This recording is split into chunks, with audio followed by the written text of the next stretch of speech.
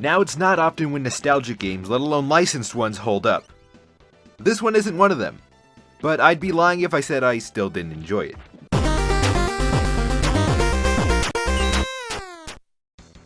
Yep, we're talking about Power Rangers this time. I'm not here to give you a history lesson, so if you don't know what Power Rangers is, here's the short version.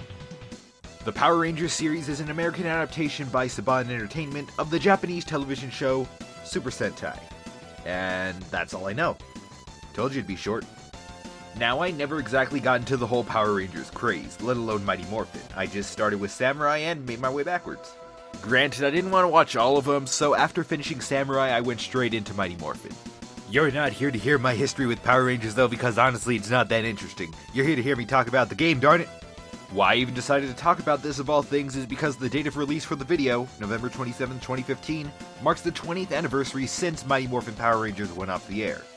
A weird thing to celebrate, but I believe that's a good enough reason to talk about this game, even if I could do it any other time. Mighty Morphin Power Rangers for the Super Nintendo released to the public in America in September of 1994.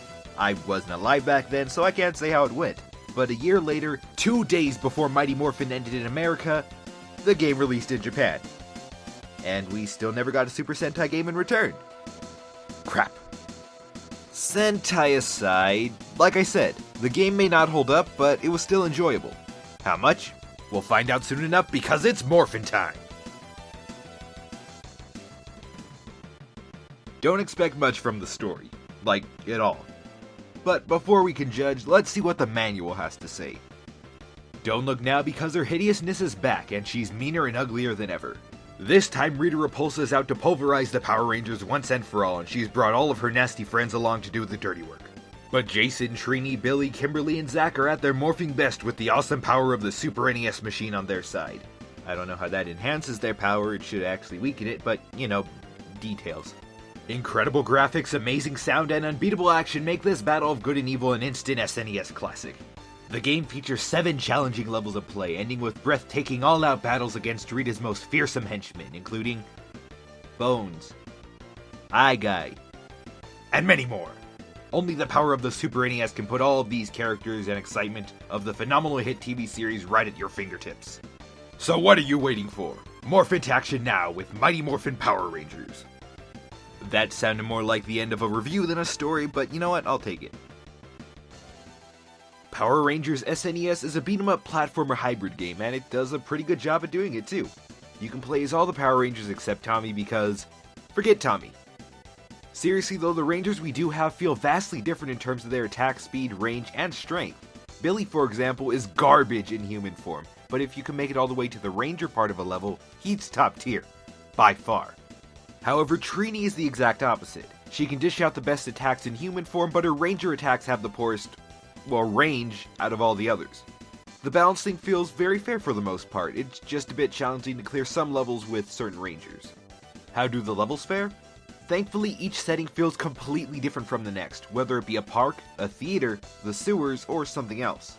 The first 5 environments are where you'll be beating up enemies in all-out beat-em-up / platforming segments, and the last 2 are Megazord fights which play in a similar vein to the Street Fighter games. A jarring difference from the rest of the game, yeah, sure, but it's still fun nonetheless. The game refers to its levels as areas, so I will too for the sake of continuity. Each area is split into 3 sections. A human, ranger, and boss segment in that order. The human parts are the most challenging, mainly because the putties have way more range than you, making most of them so annoying that I just opted to jump kick them the whole time because why not? You can pull off combos, but there isn't really much of a reason to do this aside from artificially varying the gameplay. So does that end up making the game monotonous? Just a little bit. Jump kicking or constantly using a finisher are all you need to do to stop the putties in their tracks. Speaking of which, the actual array of putties in the game was rather impressive. They may look visually the same, but some throw knives, some have shields, others use machine guns, and going back, I was just surprised to see how many types were actually in the game. Moving on to the Ranger sections, these parts focus a lot more heavily on platforming aspects with some beat 'em up parts thrown in. I assume it's this way because the Rangers have a lot more diverse set of animations, and the developers probably didn't want these to go to waste, so yeah, that's why they're more mobile. Too bad I never saw most of these because I didn't even know you could wall jump, so I got stuck on Area 2 as a kid. I know, it happens. Figuring out some of this stuff when you're 4 is not the easiest thing in the world, let me tell ya. I'm unsure if I should criticize the game for lack of direction, or praise it for respecting the player enough to figure it out on their own. Either way, it is what it is, and it only gets harder until the boss fights. Then when you get to them, they turn into complete pushovers if you kept your bombs, which I never mentioned but probably should've, but now I did mention it, so yeah. If not, then you will find some challenge here. Obviously, since it's a kid's game, the bosses aren't that difficult, but don't be surprised if you die a few times.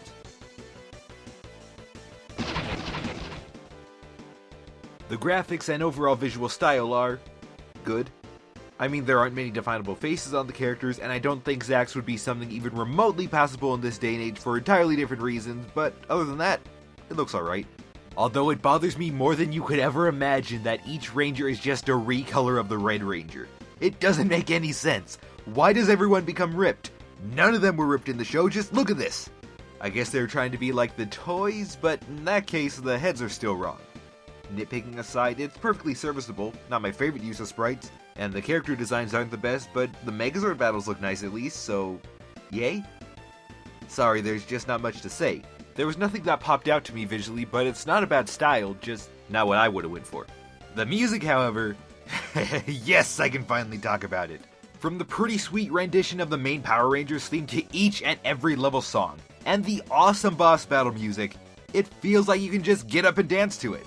Just listen to that sweet, sweet MIDI.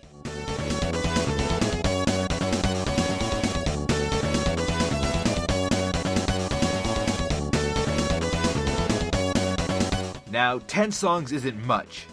At all. But each one is catchy and fitting of the areas they inhabit. They're really, really solid songs. Even the 5 little jingles are amazing, and I'm genuinely shocked that when people talk about great music on the Super Nintendo, I never see this brought up. Now, to be fair, the SNES did have many, many great soundtracks, but what's one more, right?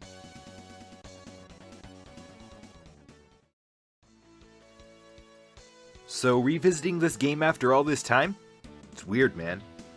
It may not be as good as I remember, and it's far from a timeless classic, so why do I like it so much? Well, simply put, it's just the mindless fun that brings me back to a more simple time when I was a kid. Quality wasn't a big deal, and each game was like a new adventure waiting to be experienced. That may sound pretty stupid, but it's all I got. You can easily find a well-conditioned copy of the game for about $15 on any second-hand site, or a boxed copy for $35. It's hard to say if it's worth it though. You can go through the game multiple times using each character in a different area, as well as mess around with the very limited multiplayer, but that's really it. The main adventure is less than an hour long if you're decent at any video games, and you really wear thin each level if you want to do more than 3 playthroughs. The footage proves that. If you're not even remotely interested in the series, Mighty Morphin Power Rangers for the Super Nintendo will be the last thing to change your mind, but there is enjoyment to be had. I can't say if you should get the sequel over this though, as I've yet to play it. I'll have to get back to you on that. One day. Maybe. Thanks for watching, and until next time, take care.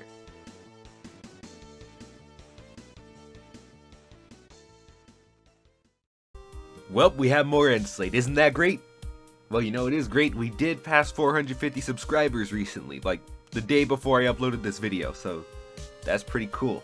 I was expecting to only reach 200 by the end of the year, but hey, I got more than double. So I feel so blessed. Really, I do. I was expecting to reach 500 by the end of next year, and 200 by the end of this year, but I guess I'm just going to destroy both those goals. Maybe we could reach 1,000 by the end of next year. That would be cool. So I just want to say thank you for that, because, you know, without you guys, I'd still be making videos. Probably not as much as I do, but I'd still be making them. So I really appreciate your support. So I think this time I'm going to recommend my Undertale video to you, because why not? You should go check it out. I worked really hard on that. I worked really hard on all my videos. I think I said that in the last End Slate, but, you know. Yeah. The next video I have is not a review, it's not a countdown, it's not the Mario Maker video, which is still coming in December. I just need to finish Bubbly Clouds, I think, Castle DDD, and the one that's in between those. I still have 3 levels. I don't remember the order. But yeah, the next video, it's really different. The whole style of the videos, probably the most out there thing I've done in terms of content, even for my joke videos, but you know what? I'm proud of it. As proud as I can be of it anyway. So I hope you enjoy it when that comes out. Also, if you celebrated Thanksgiving, I hope that went well. I don't know how it went because I recorded this right before, but yeah. Well, yeah, anyway, that was a nice talk. I don't know what I'm gonna do next. Well, I do know what I'm gonna do next. The new video, the Kirby's Dream Land, and then one final countdown for the year, because I need to get back into those because I really like doing those. They're really hard sometimes though, because you gotta collect footage from a lot of games and a lot of scenarios. It's really time consuming. That's why these videos take so long, because I actually have a life. No offense to anyone who uses this as a job, because, you know, I might be one of those people one day. Well, thanks for watching, and until next time, take care.